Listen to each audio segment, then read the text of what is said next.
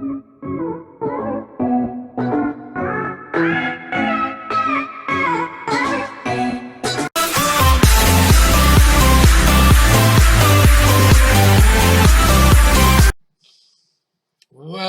students, welcome to my next video. Standard 7th, History, Maharashtra before the time of Shivaji Maharaj. Now when I speak of Shivaji Maharaj, it was during the 17th century. Most of the Maharashtra was under the control of Adil Shahi and Nizam Shahi. Nizam Shah of Ahmednagar and Adil Shah of Bijapur. Then there was a third power, which was Mughals, who entered Khandesh. The main objective of Mughals was to expand their power in south.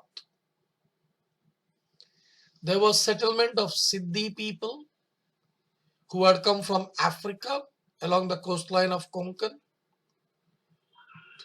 The competition of the conflict among the Portuguese, British, and the French and the Dutch who came from Europe was getting intense during this period.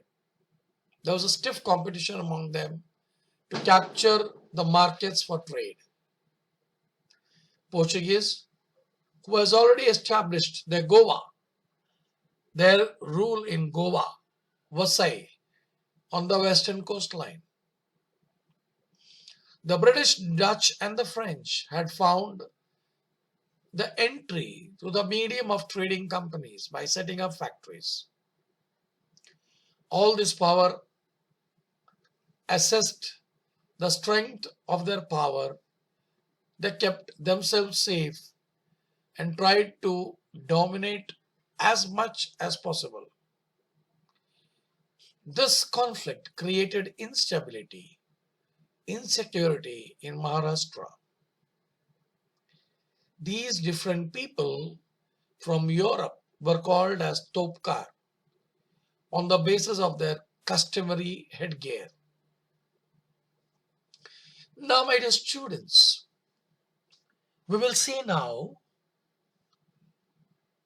how the people were settled and who were the officers.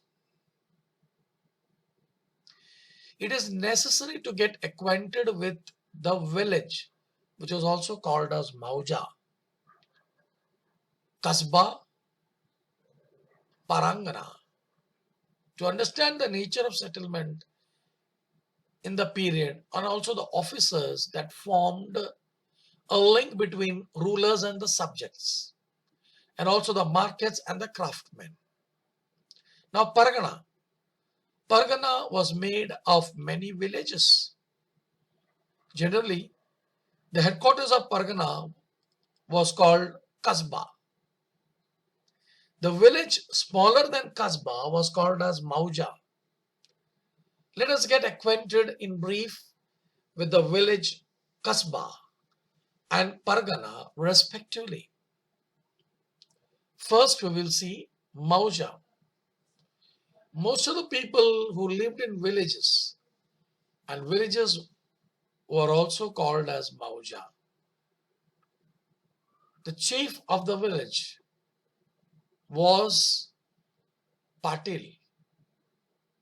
He used to try to bring maximum land under cultivation. When there was dispute in the village, Patil resolved it and made peace. Kulkarni was there to help or assist Patil in his work.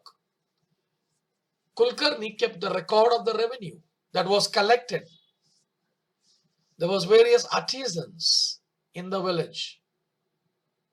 They had hereditary rights regarding their occupation. The son of a farmer may become a farmer. The son of a cobbler will become a cobbler. The son of a potter becomes a potter. The peasants gave share of their agricultural produce to the artisans for the service they rendered to the village community. They were known as baluta. Now we will see Kasbah. Kasbah is like a big village and is usually the headquarters of Pargana.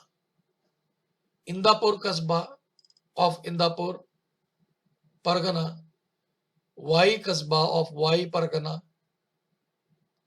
Agriculture was the main occupation. There were skilled artisans like carpenter, blacksmith in Kasbah. They were usually paid, whom the other word we can use is market. The Sheth and the Mahajans were the Watandars of that pate. Every village did not necessarily had pate. The setting of pate was the job of Sheths and Mahajans. For that, they received some land from the government and some rights from the villagers. The Mahajans maintained account of pate. Now, my dear students, we will see Pargana. Now, what is Pargana? Many villages come together. They form as Pargana. For example, Pune Pargana was the biggest one. There were 290 villages. There were 64 villages in Chakan Pargana. Sirwal Pargana was the smallest. It had only 40 villages. The Deshmukhs and Deshpandes were the Watandar officers of Pargana. The Deshmukh was the chief of the Patils in Pargana. The Deshmukh did at the Pargana level what Patil did at the village level. The Deshpande was the chief of all Kulkarnis in Pargana. Deshpande did at the Pargana level the work of the Kulkarnis did at the village level. The Watandar officers were linked between the people and the government. Now, my dear students, in case of enemy's invasion or a drought, Watandar represented the grievances of the people to the government. Sometimes these officers misused their power.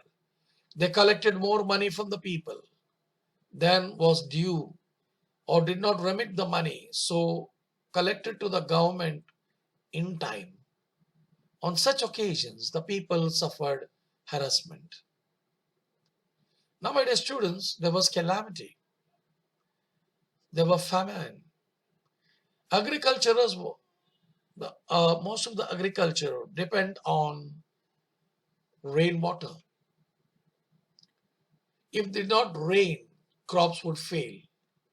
The prices of food grains rose. It became difficult for the people to get food grains. No fodder for the cattle. There was scarcity of water. It was difficult for the people to live in village. They were forced to leave village. A famine was a great calamity for the people.